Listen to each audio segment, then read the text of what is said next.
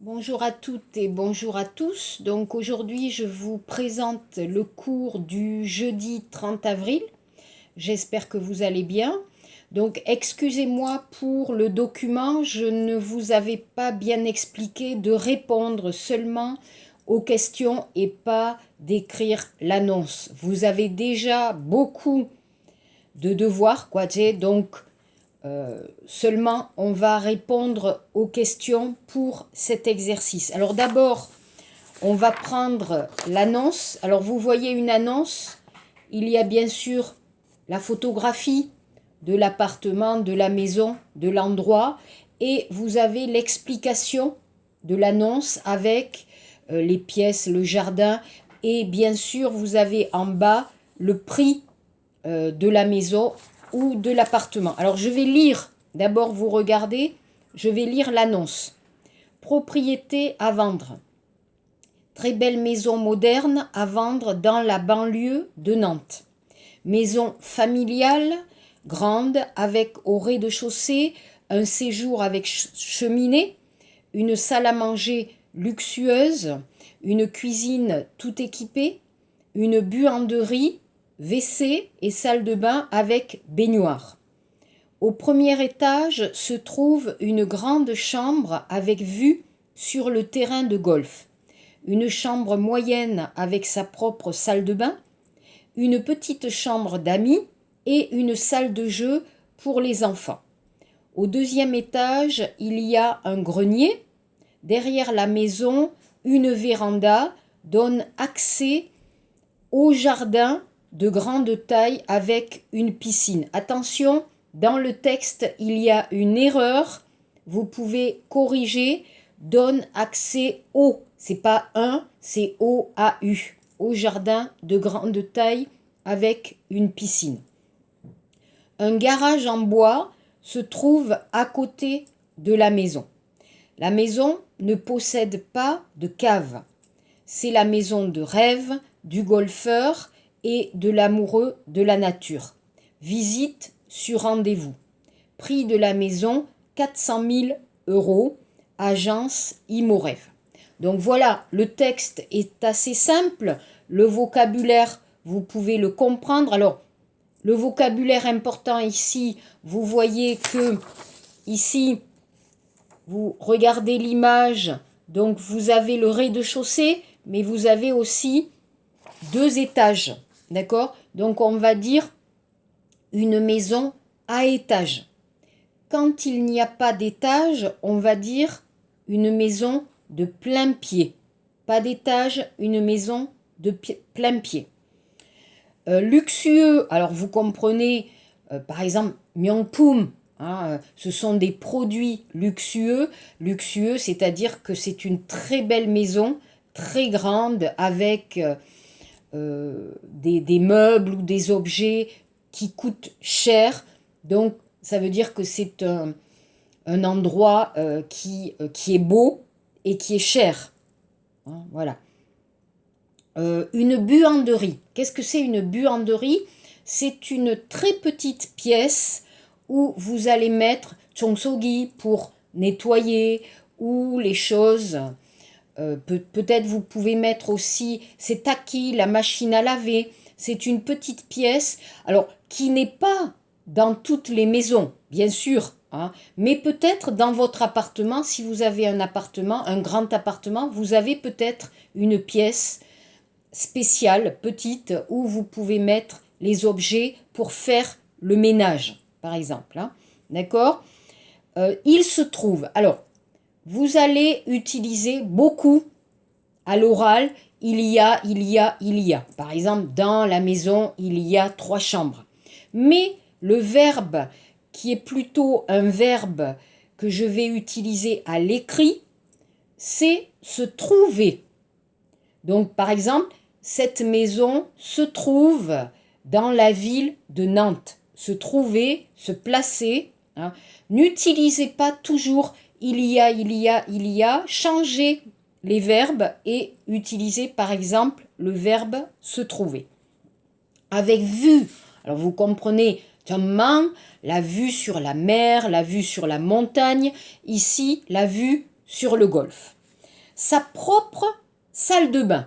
Donc, vous avez une chambre, et dans la chambre, il y a la salle de bain, d'accord? Donc, c'est ça, la propre salle de bain pour la chambre. Attention, la place de l'adjectif.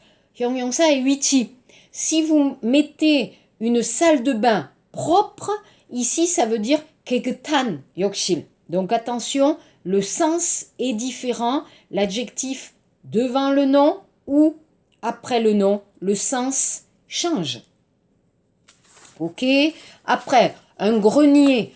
Alors, les Français ont beaucoup de meubles, beaucoup d'objets, beaucoup de livres. Et les Français n'aiment pas jeter. Donc, vous avez souvent des greniers, tarakpan, où vous avez des vieux livres, des vieux objets, de vieux vêtements pour garder. Et les Français, c'est vrai, n'aiment pas jeter. Les Coréens, généralement, déménagent, isarada, et jettent. En France, on va garder. Donc, vous avez un grenier. Le grenier est nécessaire pour les Français.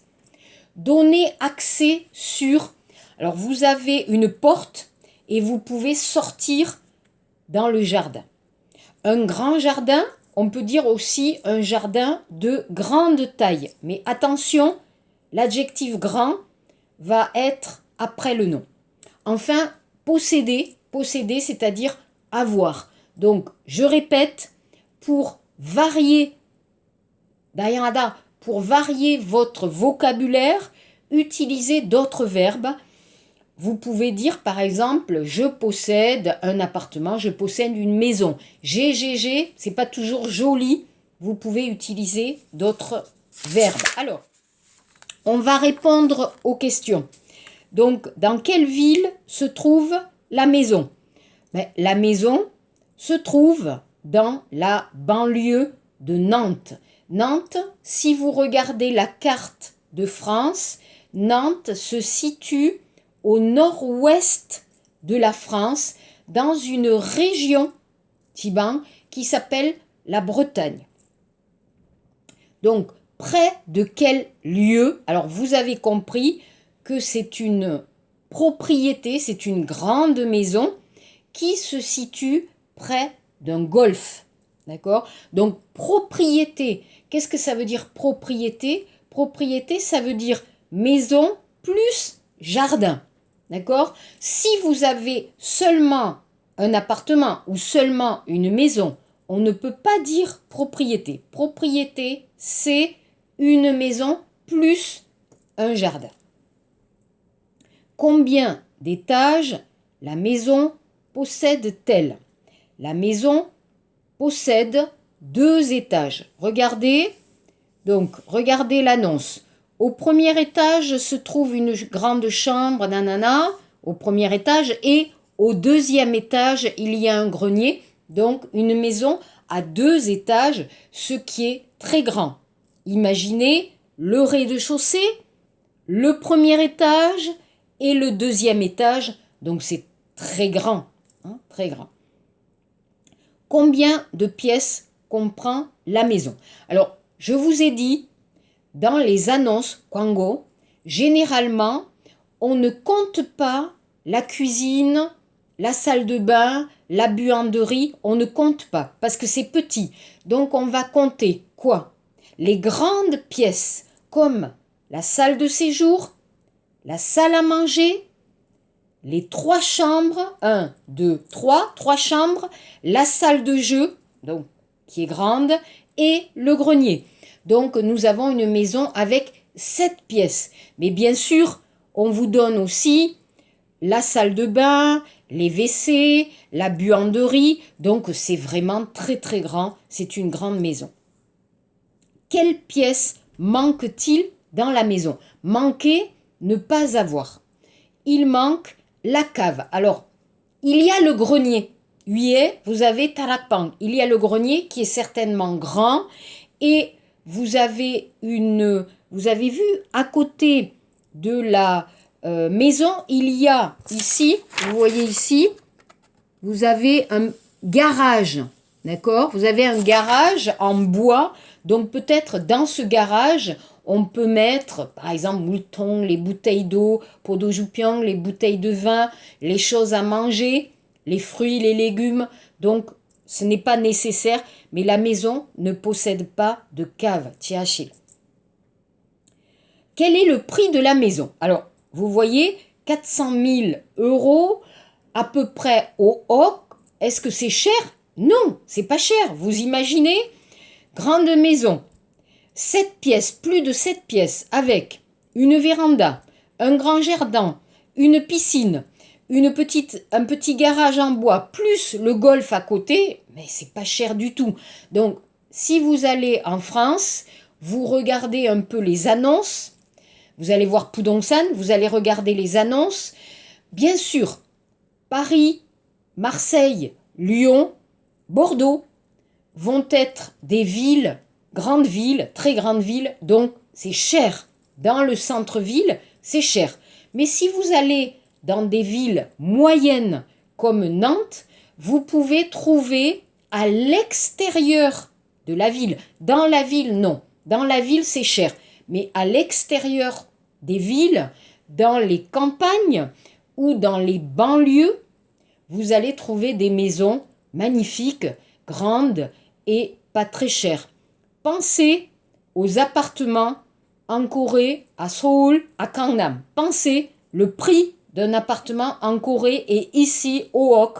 C'est vraiment pas cher pour ce type de propriété et de maison. Voilà. Donc c'était intéressant de pouvoir lire et comprendre une annonce immobilière. D'accord? C'est important de voir les détails pour bien comprendre quelles sont les pièces. Est-ce qu'il y a un jardin? Est-ce qu'il y a un grenier? Est-ce qu'il y a une cave? Etc. Donc voilà pour cet exercice. On va prendre notre livre, s'il vous plaît. Alors oui, on va reprendre notre livre, page 110, Pekship et Pekshibil. D'accord? Mais avant, je vous avais demandé, alors je ne sais pas si vous avez regardé, mais 3 grands architectes français. Donc je vous ai donné ici les designers français célèbres, que je pense célèbres. Alors, un des grands architectes français est Le Corbusier, qui est le premier architecte à faire des bâtiments, des appartements, des églises sondants très modernes avec concrete, donc du béton. C'est tout à fait nouveau dans les années 60 de voir ces nouveaux bâtiments en France. Si vous vous intéressez à l'architecture en Corée, l'élève de Le Corbusier, donc un Coréen est allé en France pour étudier l'architecture, il s'appelle Kim Jong-ok et il a construit en Corée, par exemple, l'ambassade de France. Il a utilisé le style coréen avec le style moderne de Le Corbusier. Vous avez plusieurs bâtiments, buildings à Séoul où vous pouvez voir le style de Le Corbusier. Ensuite, nous avons Jean Nouvel, qui est très célèbre en France et dans le monde, qui est né en 1945. C'est un grand architecte qui a aussi travaillé pour la Corée, puisqu'il a dessiné le musée Lium Misuguan. Et vous avez aussi cet architecte qui a fait la maison de Igoni, donc le président, ancien président de Samsung. Donc c'est quelqu'un qui est célèbre en France, mais aussi dans le monde. Et un designer qui est aussi très célèbre aujourd'hui, qui s'appelle Philippe Starck et qui a travaillé spécialement pour le design d'objets, de meubles, par exemple les chaises, les tables très très modernes, et aussi qui a beaucoup travaillé pour des hôtels dans le monde et des endroits un peu de luxe, des restaurants, des cafés. Donc vous pouvez voir, je pense en Corée aussi, il est célèbre, il est très connu et peut-être il a travaillé aussi pour la Corée. Voilà, Ça, c'était un peu pour vous donner un peu de culture française sur les architectes français. Ok, alors on va faire un peu de grammaire. Maintenant, on va prendre ici la page 111 et on va voir un peu donc les expressions pour dire l'obligation, wimou, ou l'interdiction, kumji. Kumji denda, il est interdit de, ou l'interdiction. Alors, l'obligation, vous avez le verbe devoir ou le verbe falloir. Par exemple, il doit lire beaucoup. Alors, il doit lire beaucoup de livres pour mieux écrire en français. D'accord? Il doit. Ensuite, vous connaissez l'expression il faut. Il faut faire un stage linguistique en France. Il faut aller en France pour mieux parler français. Donc, il doit, on doit, il faut. L'obligation. Vous pouvez aussi utiliser l'expression pyohyun. Il est nécessaire de plus le verbe. D'accord?